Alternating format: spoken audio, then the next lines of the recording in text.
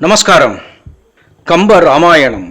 తపస్సాచరిస్తూ జీవించే మిమ్ములను కాపాడలేని నా ధనుస్సెందుకు, నా ధనుర్విద్యా నైపుణ్యమెందుకు? రాక్షసుడనేవాడు ఈ చుట్టుపక్కల కాలు మోపడానికి కూడా భయపడేలా చేస్తాను. మీరు నిశ్చింతగా ఉండండి అని అభయమిచ్చాడు మునులందరికీ రామచంద్రుడు. రామచంద్ర, మాతోనే ఉండవయ్యా, ఇక్కడే నీ అరణ్యవాసం పూర్తి చేయి స్వామి అని మునులు ప్రార్థింపగా సరేనన్నాడు ఆయన. 10 సంవత్సరాల కాలం గిర్రన తిరిగిపోయింది.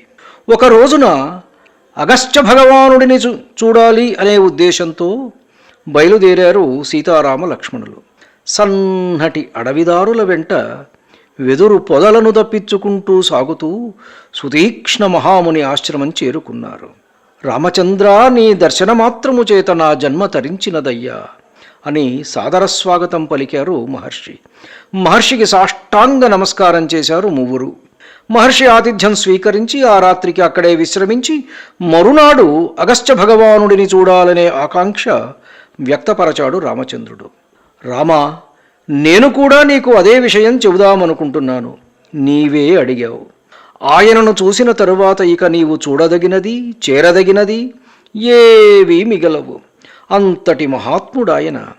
ఆయనకు కూడా నిన్ను చూడవలెననే ఆతురత. మీ ఇరువురి సమాగమం లోక కళ్యాణకారకమవుతుంది. వెళ్ళిరా నాయనా అని ఆశీర్వదించి పంపారు మహర్షి. మహావిష్ణువు లోకాలను తన పాదాలతో కొలిస్తే అగస్త్యుడు ద్రావిడ భాషతో లోకాలను సుసంపన్నం చేశాడు. సీతారామ లక్ష్మణులు అగస్త్యాశ్రమం చేరుకున్నారు. రామయ్యను చూడగానే అగస్త్య భగవానుడి ఆనందం అవధులు దాటింది. ఆయన సామాన్యుడుగాడు. సముద్రంలో దాక్కున్న అసురుల ఆచూకీ తెలియడం కోసం సముద్రాన్నే పుక్కిటబట్టిన అమిత తపస్సంపన్నుడు. వింధ్యపర్వత గర్వాన్ని అణచివేసినవాడు.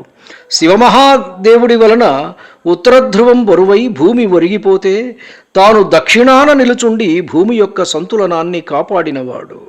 ఒక్క మాటలో చెప్పాలంటే మహావృక్షము దాగి ఉన్న మర్రి విత్తనము వంటివాడు అగస్త్య భగవానుడు.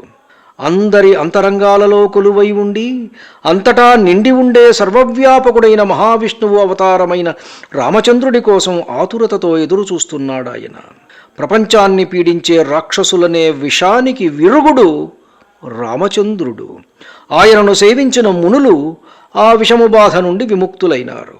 తామరాకుల నుండి నీటి బిందువులు జలజలరాలినట్లుగా రామచంద్రుని దర్శించగనే తన కమండలములో కావేరిని దాచుకున్న అగస్త్యుల వారి కనుకొలకొల నుండి ఆనంద బాష్పాలు అప్రయత్నంగా జాలువారాయి. రామచంద్రుడు సీతాలక్ష్మితో కూడి అగస్త్యుల వారి పాదపద్మాలకు సాష్టాంగ నమస్కారం చేశాడు. ఆశ్రమం వేదఘోషతో ప్రతిధ్వనించింది. దండకారణ్యంలో నివసించే నీవు నా వద్దకు వస్తావని ఎదురు చూస్తున్నానయ్యా రామయ్య. ఇదిగో నీకోసము ఈ ధనువు, దీనిని స్వీకరించు. ఇది విష్ణు భగవానుడి ధనుస్సు. ఇదిగో అక్షయతూణీరము, ఇదిగో ఎదురులేని అజేయ ఖడ్గము. నీకు పాశుపతాన్ని కూడా ఇస్తున్నాను.